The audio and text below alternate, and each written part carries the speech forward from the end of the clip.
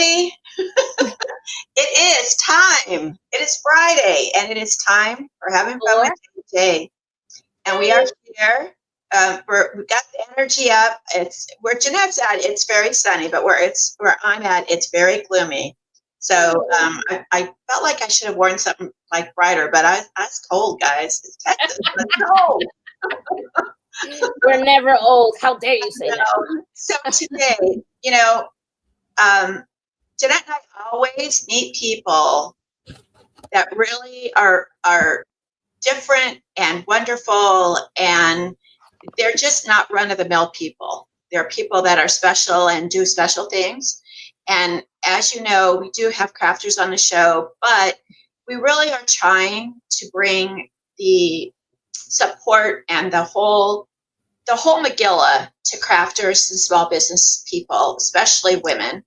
And so today we have just a marvelous young woman. She's beautiful and she's talented, and she has a very cool job. She made it for herself, which is also very good. But we have GLO Knowles with us. She's the founder of Mompreneurs. Mompreneur. It doesn't. It's a tongue twist. Mompreneur. Okay. Source. And this just means, there's a lot of moms out there. Jeanette and I see them all the time. They want to stay home with their little puppets, their babies, their kids. It's hard to drop them off at a daycare and not see them for 10 hours a day. And so many moms are really searching for small businesses and seeing how the new generation of social media can help them with this. And so we are very excited to have her on the show today. We are going to pick her brain too, because she does a lot of stuff with social media, and you can never stop learning about social media. So and when you get it down, just when you figure it out, they change the rules. You got it. Just you're with the flow. Something else comes out. You're like, oh man. Anyway, so I'm going to hand it over to Jeanette. She always starts off the show. And glad to have everybody here watching. And take it away, Miss Jeanette. All right. As y'all know, I'm Jeanette. Like, if you see the show constantly, you know who I am. Anyway, so I'm going to change my name to Jay. Anyway, so this is GLO Knowles. We met on a platform and we hit it off right away, and I just can't help but to go ahead and I asked her, hey, I need you to come on. Do you want to come on my show and just go ahead? And she said, yes. And I love yes. Because that means yes. We like yes. I like yes. And then we went ahead and started talking. We got along. And then all of a sudden, I had to bring her on. So I'm going to let her introduce herself and what she does. And the always question that I start out with is, how on earth did you start your business? Well, I'm so glad that you asked, because what I'm currently doing right now, I would never imagine that I'd be doing this type of business for the reasons that I do it. But as fate have it, I became a mom at the age of 40. And after being told over the years that I'm not able to have kids, it was a miracle for me, but also an eye opener, because I found myself having to find new friends. Most of my friends were older, nanas, great-grandkids, and becoming a parent at this age, I was trying to figure out, why were people so happy to hold that little cute newborn, right? Because when they turn into toddlers, try to find a babysitter. Need I say any more? And as I took this, as I accepted this new gift that God gave to me of a baby, a surprise baby came along. So now I'm double trouble. Two, right? Double trouble. And it was at that moment, at the time I had worked for an advertising agency, and I was able to still travel and stuff. Thank God my husband, he was very supportive in that way. I'd have to be alone. I was nursing, so I would travel Think what's happening in California is and it was just such an eye opener what moms really go through. Mhm. And I really dedicate my community to moms. Meanwhile, I do help and serve other businesses as a serial networker and really with the focus of establishing relationships to like, know, and trust, Mhm. but dedicated to the moms because I really thought my friends were lying on their kids. When especially they show up late and I'm like, seriously, you're an hour late because why? Okay, sure. Reality check, hello. I realized that moms do have unique challenges.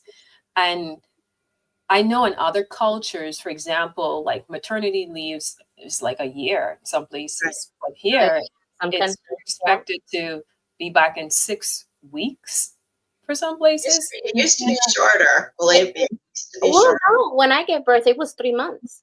I had exactly 12 weeks to Did get you really? everything. Yeah, I had That's the company that I worked for that they Sure. offered that service. So not all companies work for, but back in the day, this big corporate company offered the moms 3 months of maternity leave with pay. Yeah. But you know what's fascinating though is that even the maternity leave, the infant actually is an easier gig because when they get to be 2 Right. and 3 and 4, and then they get older, and you got to drive them everywhere. You got to drive them to school. You got to drive them, Football games, soccer practice. games, karate So practice, cheerleading the whole mom thing, doctors appointments. practice. So Yes. it's really nice to see that you. We always talk about people like you didn't come out of the chute saying, "Oh, I wanted to be a founder of Mompreneur Source." You had No. your sights on other things, and then you get kind of like not pushed, but guided that way. But it seems that you've used all of your skill and your education, and now you've created a business for yourself, which Yes. that's what we like. That and yeah, you created a negative and made it into a positive because Yes. it's like they're saying, "Oh my gosh, what am I gonna do now?" Oh, wait a minute, hold up, you know. And we create businesses, and that's what we do. We moms, we got a lot of different hats. We just don't have one.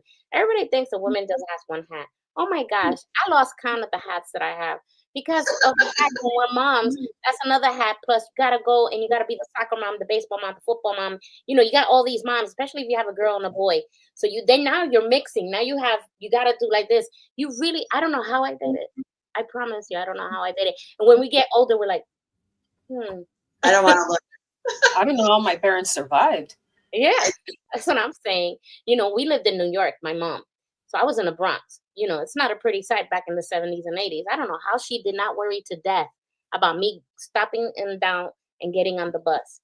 It's like, Well, so and I think, and well, you can kind of yeah. back this up, but moms actually have a lot of pressure on them society-wise because it wasn't a big thing for us to walk to school at 9 years old. My mom didn't ever drove me. But if you have a child that is walking down the street by himself or herself, Now it's not like that. people are going to say, how's GLO letting her child be by herself? I mean, I think society has put all of this pressure on parents. And so with all of the other stuff that you have to do as to being a mom, it's that, you're way perfect. You have to be above and beyond reproach. And is that what you're finding with your moms and yourself? Well, the inability to focus on self-care, number one, is a major challenge. And I remind them that I realize I am the ship. And if the ship goes down, everybody's going down. Therefore, I remind the folks who have to interact with me, listen, I'm trying to take care of me so I can take care of you. Especially, I had to set boundaries with my toddlers. And I didn't think that they were so smart. I Oh, I yeah. underestimated their intelligence. Mm-hmm. And I had to learn, sometimes I would take a timeout and they noticed I like that that. I said, Mommy need a timeout right now. And they noticed that, I mean, I took it so far, my involvement with the kids, because I did a lot of work involving human trafficking, and I was the person who would run from like folks on the plane and stuff when they had kids, and they're like, oh, little kids in there, oh, not me, I'll run, right? But now I embraced it. I studied to be a teacher. Technically, not technically, I am a teacher, but I don't promote that. I like to focus on the 3 to 5 year olds, and that's, I see the value of really investing, because a lot of folks I know, they say, well, when they get a little older, then I'll do stuff. And they kind of set them up with things to do. And the kids have all this toys and all this entertainment. And what I found was my kids and the kids that I work with, they're more interested in me and what's going on around them. And there was a scientist, he said, he did a little talk. He said, if you could just understand that for you, it's a, oh, it's a cup of water. For them, it's a Okay. science experiment. Yep. They want to see it spill. They want to see, and since I started looking at kids through that lens, it's changed my perspective. It's changed the way I interact with the parents too, to really encourage them. That's why I'm so passionate about helping parents in business, because you can have it all, right? It's all about strategy, surrounding yourself with the right people and the community, because you're not getting this time back with your kids. And this is the most influential and impactful time for them in those younger years. Mm-hmm. So if I can help business owners just get a little bit more time to be present, right? Take the focus off marketing, because coming from an advertising agency and working a lot in business development, I notice, especially for the businesses that are getting started, they get approached by marketing companies. It's like, oh, your brand, your logo, your this. I'm like, wait, you have about, everybody have about 200 contacts in their phone. If you have a business and you could focus on just your current relationships, find your top 10 people, make some calls. Hey, this is what I'm doing now. And this is what I teach as a marketer. Because like you alluded to, Jeanette, earlier, all of these social media platforms, they are ever changing. I could share some stuff with you about AI. I'm in an AI group, and I feel like I'm just learning about dial-up internet. I mean, they make me feel really, really stupid, right? But when I talk to people about AI, they feel like I'm really, really smart. I'm like, no, this thing is moving at light speed. It's impacting all areas of our lives. So we have to adapt to it, right? And with that in mind, when it comes to marketing and promoting your business and business development, I always tell all the moms, try to find a local community that you can have these mini masterminds, because there's going to be someone who knows something you don't know. And sometimes the thing to take us to the next level in business, regardless of what stage of the business you're in, is just that one idea, right? Because we get caught up in this concept of trying to store everything in our mind and remember everything. I'm like, I read in a book, it said your mind is made for creating, not storing information. So invest in a really secure cloud storage and get your backup storage. Put your creativity to work, which is why I so love this community and what you guys are doing. I was like, oh my gosh, how can I get the word out? Because when we become creative, we flourish, we thrive, we start to fulfill our purpose here on earth. And it's a twofold situation, win-win for everyone involved, right? Your creative work is going to inspire, change someone else's life, because you created something that you're going to leave behind, and that's going to be your legacy. And a lot of people don't get that opportunity to do that. Well, let me show your website, and you're gonna tell me which one you want me to show, because you have a website, and then you have another website, and then you have Facebook, and it's like us. I don't know how many multimedias we have, but yeah, you fit right in. That's for sure. Let me go ahead and show your website so everybody can have a look and see how. So, Glo, when you get a new client, when a new mom comes to you and says, you know, I'm starting a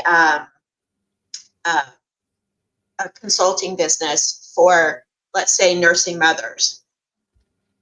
Do you have a protocol? Do you meet with them? Do they join groups? How do you approach someone who's brand new coming to you? Brand new, I always like the discovery session, because without knowing why they want to do what they do, I mean, anyone could have a great idea. We get them all the time. But as I mentioned earlier, it's not just about getting the information, it's about implementation, right? How committed they are to taking the journey, because running a business is hard. That's why I really love industries like network marketing, or not so much affiliate marketing, because then it's back to sales. You keep hitting the reset button, right?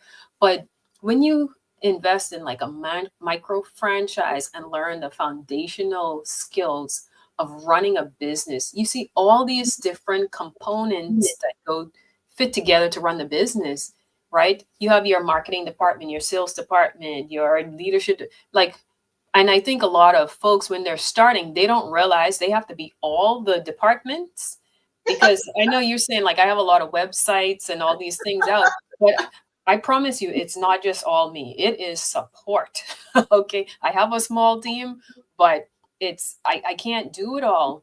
And a lot of folks, they see like the YouTube video, hey, let me show you how to make thousands of dollars. All of the leaders that I've met, they have a great team. And guess what? One of their number one challenges: retention. Yeah. Because you make that superstar teammate. There's something called headhunters. They're coming for your star employee. Okay. So when I work with folks, especially the startups, because my ideal consulting client are companies that are like 6 figures and up. But for startups, I highly recommend connect to the Mompreneur Source community, because marketing and learning sales, it can be expensive. But what we do there at Mompreneur Source is we became an army to market for each other. So it is a platform that is alive, right? It's community support. We have a digital magazine. We're launching our first volume it's going to be a look back on 2024. We help moms get to the TEDx stage. I mean, we've done really big things, but we're such a close-knit community. The website is just a place where we park our identity, where we can find each other. Because what I found with joining a lot of groups when I was looking for support was, let's say it was called Mommy.Depot, right? When I went to Mommy.Depot, it was all of Mommy.Depot's brand, no sign of any of the moms who were on the platform. And I was like, I want to really support these women, right? So how can I showcase? I mean, if you scroll down a little bit more, you'll see on the YouTube, I don't charge moms to participate on our podcast, because every mom's story is unique and important. And some mom somewhere is leading. Sorry? Yes, we have crisis support, because believe it or not, when I was starting out my mother journey, I assumed that women who were like in my lactating groups, you know, they were like high level executives or whatnot. But because of their situation, things change. Like you said, the decisions you have to make when you have a baby, like, should I go back to work? I mean, this was my journey too, right? It was like, okay, do I go back to work? And I already had a kid. And I think I can only assume this. I have not confirmed, but things changed when I returned from maternity leave. And I don't know if they said, well, oh my gosh, you know, she's like almost 50 now. I'm not 50, but I'm halfway there. Let's just say that. I don't know if they said, well, she's got 2 kids now. She's probably going to be calling us, you know, changing my roles and stuff. And I was like, wait. I need to either leave or I have to find something to do with my kids. So I chose at that time to quit, right? But the point I'm trying to make was I met moms who had it all and were borderline homeless. And it was, I'm talking like couch surfing, um, spouses and partners turning the tables, family turning the tables. And I was like, oh my goodness. I mean, entrepreneurship would totally cure this mom, right? We don't need like $1 million. We just need a couple of dollars just to get grocery or hair done without asking for permission, which some spouses, like I said, they turn the table. And as I heard more of these stories, I was like, if I could be a part of preventing homelessness, which I do a lot in my community to prevent homelessness, especially amongst moms, because the kid gets impacted, right? Right. But my next book, that's going to be coming out real soon, is going to be called Every Mother is a Single Mom Until She Finds a Life Partner. Because the more I hear these stories of people, $6 million earners living what we perceive as the life, they are suffering and living lives of quiet desperation, being superwoman, putting on the makeup, picking up the kids, doing what they have to do just to try to keep peace. And a lot of them stay in situations that are sometimes harmful or dangerous for the sake of thinking that they are protecting the kids, when in actuality, they are hurting the kids because they're trying to normalize dysfunction. And we see a lot of this coming up now in a lot of podcasts about narcissists and all these different personality disorders and stuff. But this is not something new to us, right? It's been going on. I think too that a lot of people have the notion that if they work for a company or a corporation, that there's a sense of security and that they're going to have the job. But a lot of the moms, especially if they do come into the situation that you're in, they're not going to be able to work for a company because they're not going to have childcare, or they don't have anybody, a family member to help, or they're not in a situation where they have enough clothes. I mean, let's face it, you can't work in corporate America and really go in your torn blue jeans or whatever clothes you have available. So if we're able to give women the skills to be able to create their own business, to me, that's more security. It's the old adage: if you give a guy a fish, he'll eat for the day, but if you teach him to fish, he'll have food forever. It's the same technique. Now, I'm not disparaging anyone who wants to work for a corporation. Some people really like that, and they like that type of environment. But we should also have the opportunity to be able to have something like an entrepreneur source where women who could make their own business, and it also makes you able to travel. Yes. So if you have a business in San Francisco and you have a family issue and you have to move to Milwaukee, you can pack that business up with the help of the internet, and you can move that business where before you would have had to stay. And also add to that list of when the kids, let's say you are established in your corporate job, when the kids can't go to school because they're sick, or the teacher calls you, hey, so-and-so is acting out, you got to get over here. I mean, how many times can you really call out before they're like, hey, wait a minute? That's right. Like companies don't really support all of that. And then they start, and we have to be worried about that all the time. That was my thing, and I was working with the government at that time, and I still was worried about that they were going to say something, and they don't really offer anything, no daycare, no anything for emergencies like that. But I mean, let's keep it real, right? As a business owner, we're in business to make money. And I know a lot of people, I always remind them too, like, hey, listen, I understand entrepreneurship may not be for you, but a side gig may just be the thing you need to just be a little padding, like what you do with the crafting, just to cover those times that, okay, maybe I did get let go from my job, but you know what? I sold some baskets and I could make groceries. I could do some resume or hire someone to do resume. I don't know if anyone tried to apply for a job recently, but I did a personal experiment. I hired someone to apply for jobs for me for a week. We And applied for hundreds of jobs, and I it's submitted. horrible now. Sorry? It's horrible now to apply for jobs online. Well, some companies use AI, and then I have some folks I consult with that work in, they are heads of HRs. A lot of the resumes never even make it to the HR department because you're overqualified for the job that they're hiring for. Yeah. Yeah. Well, you know what? So when I'll be 64 in a couple of months. I've been working since I was 15, 14. Mhm. I worked for the vice president of Tesoro Oil back in 1979, 1980. Wow. And I can't put that because my resume would be 7 pages. And they're like, you have to put it on 1 page. I said, so me at 19 having the position of an executive assistant to a vice president of Tesoro Oil isn't, and they said, no.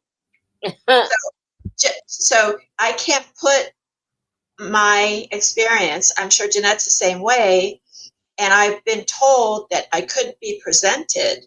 Mm-hmm.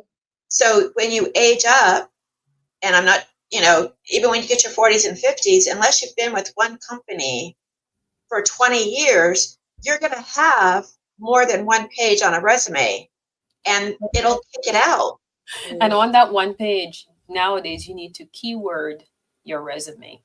Okay, well, it's like for SEO, search engine optimization, you need to do marketing research to create a resume. I'm just saying, like, how far removed from reality, our reality as older generation we've come. Let me round us back. I see there's a countdown here. What's New Year, New Heart? And it says 10 hours, 32 minutes. And what's that about? Oh, that is going to be a vision board hosted by Hyvel Ferguson. She is a TEDx speaker. She has made their select YouTube channel list. And her TED talk was about sex after a heart attack. She's hosting that event tomorrow. Well, she has an amazing story. She travels the world helping women of color prevent heart disease because she recognized, one, our lifestyle, traditional lifestyle. We have feast too often, so it shows in our health, but also the lack of awareness and resources too. So she goes out, gives free blood pressure support, and does a lot of amazing work. And this is just an example of what we do together as moms. One of the moms that actually hosted the TEDx, she's a 2-time TEDx speaker, and we were able to show up as a group to support her in our community because she's dedicated to extracting local talent to her stage. So this is the power of joining together as a marketing team. So you're not spending, especially for the moms starting up, the power of our network is like you can launch your book, but if we promote it versus you promote it, self-promotion just doesn't work nowadays. Yeah, they have here, add your business. Is that free for anybody to add their business to support moms, or? It's free for moms. It's a very small charge for folks who are not moms. Dads, yes, you can add your business as well. Because I would imagine if you're a dad, you're partnered with mom, perhaps. That's a strange assumption, but yes. But marketing and branding, we had to focus on a specific group. And the reason why I connect with moms, because our conversations, I don't think a lot of men would feel comfortable talking about nursing their baby and how do you get them off and all this, the strange stuff you want to talk about, but the guys in the room. No matter how they want to slice it these days, women and men have different approaches. They have different conversations. They have different needs, and women tend to, Jeanette and I talk about this all the time too, about the value. So women don't value their expertise or their craft like a man would. We're more willing to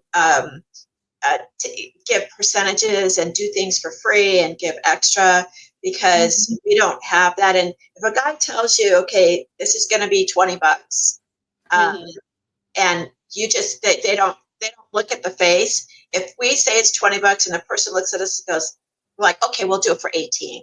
A man would never do that. So that's part of making sure that women, no matter what their business is, or their craft or their skill, is to not devalue your yourself Right.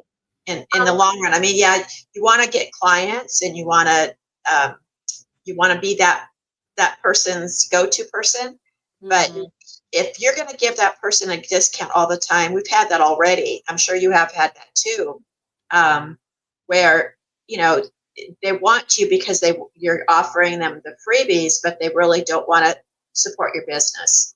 Yeah. So there's a fine line, and I think it's great that you have a group that probably talks about that too. Yeah. What's the see?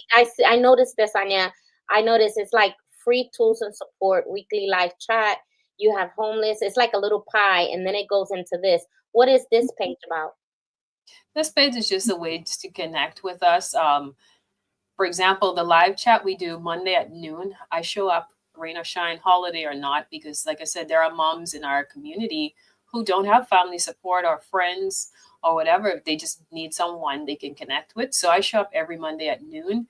And also too, the crisis when we initially started, because we were saying we wanted to help moms who choose entrepreneurship as just a means of life to help them make better, give them more options, basically.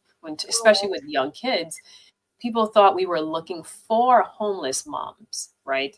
And I connected with some of my city officials.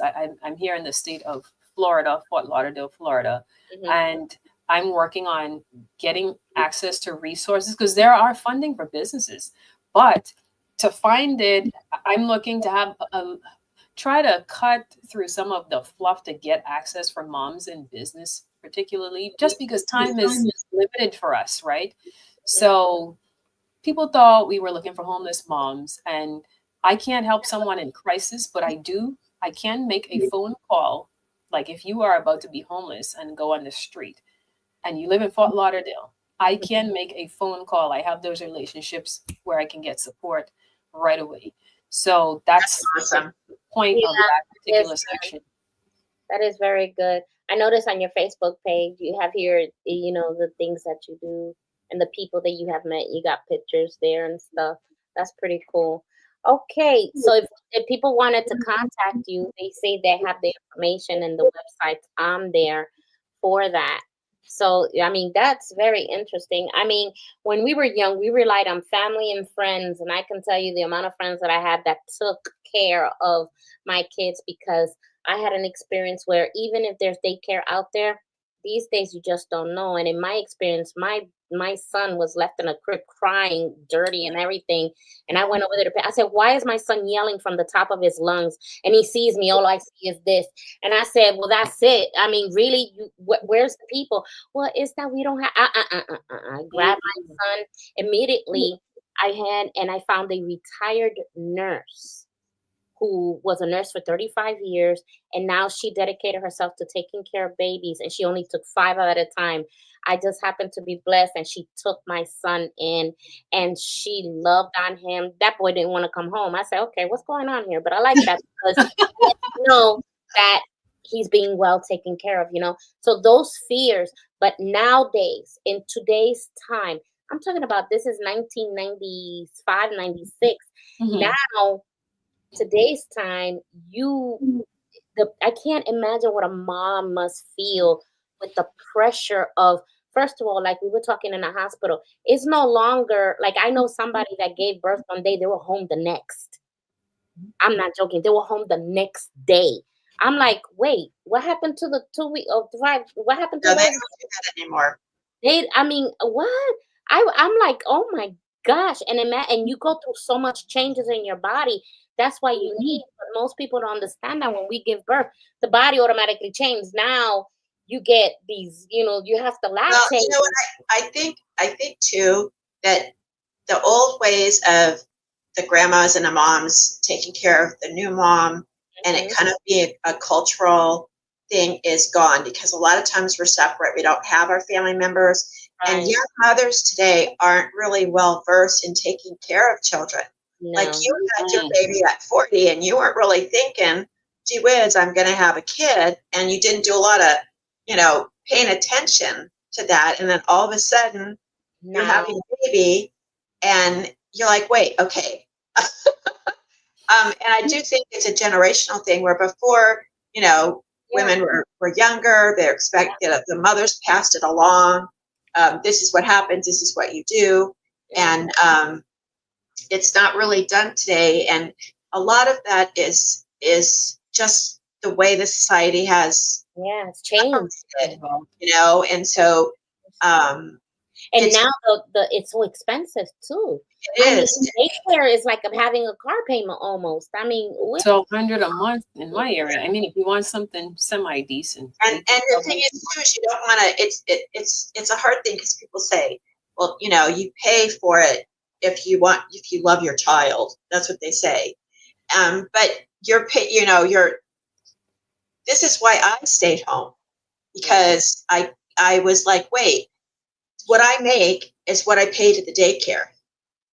Pretty much. So if I'm home, at least I'm here with the kids. They learn from me. I took them shopping. They know how to do this. They know how to do that. My kids were very self-sufficient, and I could work a job at home. And when I was coming up, that's why real estate, those kinds of job, sales, Mary Kay sales were big, Tupperware sales were big. Avon. So Avon. So these were all women that did not want their child to go to another service because 2 reasons: they didn't trust anybody and they couldn't afford it. So that's also one of the reasons I became a teacher, because I was with the schedule of my kids. So I said, I want to be a teacher. So I'm in school when they're in school, and I get out when they get out. I don't have to worry about second, third shift. Now I got first shift, so I can be with her. And I started in the kitchen. I started in maintenance and cleaning everything. I wanted a job to be with my children, so I'm there when I get home. I'm there with them, and then that's when you start running to the cheerleading practice, soccer practice. My son was in football. He was in karate. My daughter is too. Like, we had to go ahead and make arrangements, and you have to call your husband and say, okay, look, I get out at 4:30, but when you have the same schedule as kids, you're able to do that, and the pressure's let off. But I mean, it's not everybody can be in a school system now, but that's what I'm trying to say.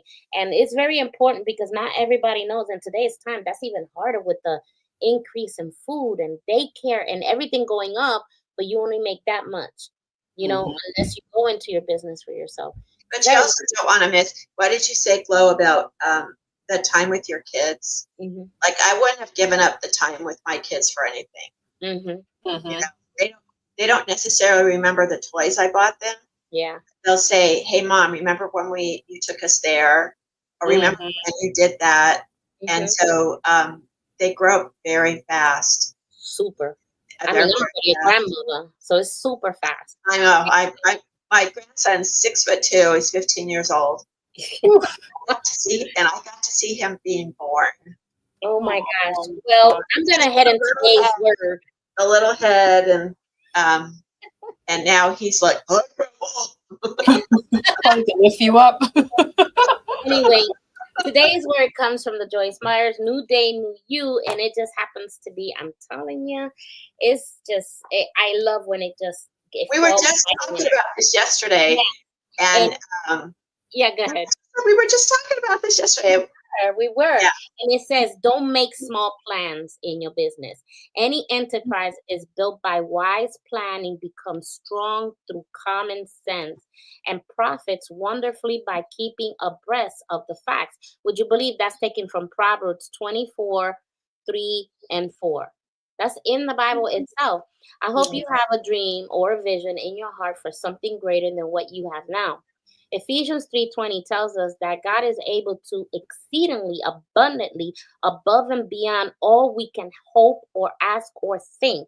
If we are not thinking, hoping, or asking for anything, we are cheating ourselves. We need to think big thoughts, hope big things, and ask for big things.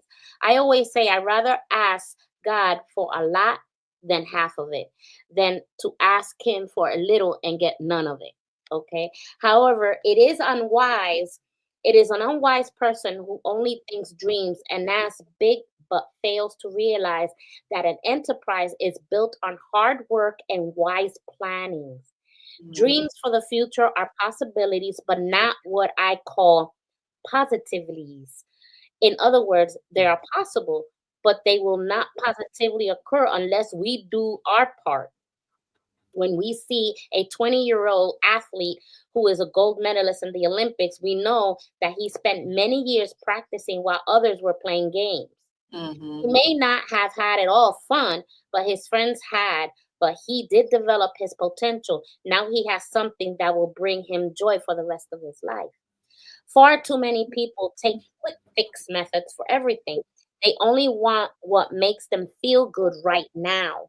They're not willing to invest for the future. Don't just enter the race for the fun and being in it. Run to win. It says that in 1 Corinthians 9:24. There is a gold mine hidden in every life, but we have to dig to get it. We must be willing to dig deep and go beyond how we feel or what is convenient. If we will dig down deep into the spirit, we will find strength and never knew that we had it. So that is a very strong word, because we always think small. We always think, and we always, I learned this in school, in the church recently. We always pray for small things like, Lord, please, we got this. Can I get this for next week? But he says, ask me big things. Let me show you who I really am. Let me show you that I exist. Ask me something that only he can do, which is God. Ask me something that only God can do and watch it happen. And when it happens, you go, oh God, you drop to your knees, because that's only him. You didn't have no idea. But at the same time, you've been working. But he blesses the hands that work. You know, he says, idle hands are nothing but the devil. You can't Well, just aren't mothers like the ultimate ultimate workers? workers. They're the I mean, ultimate so workers. and I think that that's perfect, because for what GLO is doing, because she's not trying to focus on herself. She's trying to focus on the big picture, Yeah, which is a big thing. it is a big thing. It's really hard to focus on the big thing, and And when we you're can put him in it so he can make it happen. and You know, you're working with the women that probably, it's funny, the women that need it the most are the ones that are least out there. So how are you handling all this? Do you get overwhelmed? Do you have to kind of like take steps sometimes? And what were you telling us about timeout? Well, that's, in intentional living. I've been really focusing on being intentional about everything I do, from taking care of myself to really, if I'm present with you, like I'm here. And I break my task down into smaller segments. So if something's going to take me an hour and it's something I don't like to do, I do 15 minutes of it and then I'm on to the next, and then I come back. So it's almost like I reward myself in a way to get a lot of stuff done. I do let some things fall through the cracks. For example, sometimes I'll meet someone and be like, I'm really excited to get to know them, but I'm now starting to tell people, if you don't hear from me, text me, call me. All my numbers can text, right? Because at the end of the day, if I'm helping you and I'm with you, I'm with you.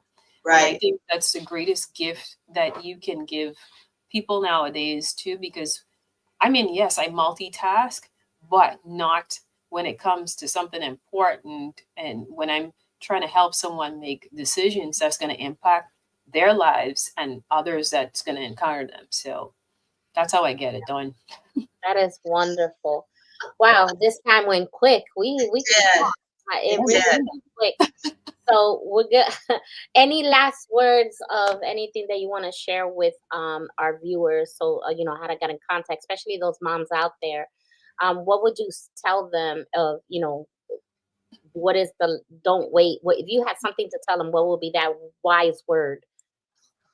Well, the wisest words that I've heard when I first became a mom was, the days are long and the years are short. take lots of photos. That's number one. Don't be afraid to reach out, because of my role in our community. I'm really here to serve, and I'm looking for experts that can serve us as a group. So don't be afraid to reach out for the support, because if I don't know or I can't help, I will find someone who can. And it's going to be someone who is going to give you the best price for that service. So I always tell my moms, try negotiate a price that I've already negotiated. You will not beat it, because I've seen too many people get taken advantage. I mean, I worked in an advertising agency, so our clients had huge budgets, and all the platforms unfortunately have turned into pay to play, right? If you don't have a couple $1 million budget just to blow on ads somewhere, you can't compete. But the tables are changing because people are getting wiser, especially small businesses. Word of mouth, it is still the best form of advertising. And if you have 10 regular clients every month, I don't care if you're selling $10 shoes, I mean, you have established a base, and it's the skill. It's not so much about getting the sales numbers, right? It's about developing the discipline you need as a business owner and the skill of maintaining and acquiring new customers. And that's what greases the wheel in the whole machine, right? Make it keep coming. So let me know how I can help. Don't be afraid to reach out. And if I don't know, I will find someone who does. That's awesome. Thank you so much. I just want to say that the marketing thing right there, people pay attention, because we talk about this all the time. Major corporations, their biggest cost is marketing. It's marketing. And add to that too. You can have a little product, and a product costs $1 to make. It costs $5 to package. Mm-hmm. The money is actually going to market that little doohickey, whatever it is. And we, as small business owners, have to find ways to group together to form an individual but a very powerful indie type of marketing process, so we can use what they do, because we don't have an R&D. Mm-hmm. we have to, if big companies doing this, we have to kind of mimic that, so we don't have to pay for it. Right. And GLO is offering you some really awesome ways and resources to help you with your business. So whether you're a crafter or you're an accountant or you're a speaker, whatever it is, girls, that you do is your gig, give her a call, because I think she'll have an answer for you. And we're going to pick her brain too, because we want to know certain things. Yeah. We're still learning too. Yeah. There's grandmas out there that are moms because something happened to their child, right? We're seeing too much of that too. Where grandmas to take care of their let me add real quick too. There's the Great Resignation, where younger folks they're very impatient when they get hired nowadays, right? So if you don't treat them nicely, they're going to leave. And then there's also a lot of people either getting laid off because of the AI, or they can't adapt to the technology fast enough. So we do have a lot of grandmas that are now trying to pick up a trade, because I mean, how much is a Social Security check compared to the cost of living right now? So everybody's got a gig. But the beautiful thing about older people becoming entrepreneurs is it stimulates, like what you guys do with the craft, it stimulates your mental brain so you can age well and you tend to thrive. A lot of people who just retire and do nothing, they get sick and they kind of make an exit sooner than they plan to. So embrace entrepreneurship and don't be afraid, because we got your back here at Mompreneur Source. Whether you're a mom or a dad or whoever business you are, don't be afraid to join our community. I like that. That's perfect for the end. Yeah, that was very good. Okay. All right, GLO, we're so happy to have you. It was a wonderful, wonderful, wonderful interview. Thank you so much. Thank you. See, guys, we bring you like the best people, Thank right? you. Like, seriously, you're Jeanette. Again, I just met her and I was like, Jeanette, she's got a cool resume. She's like, Thank you. I appreciate the opportunity So, to see serve. you guys all next week. Oh, make sure Friday tonight, Oh, watching Friday. the movies, guys. Friday night at the movies, 8 o'clock Eastern time. Be there. Bring your popcorn. Your main squeeze. So You're gonna miss your dog. You're gonna miss your two dog. new movies for you.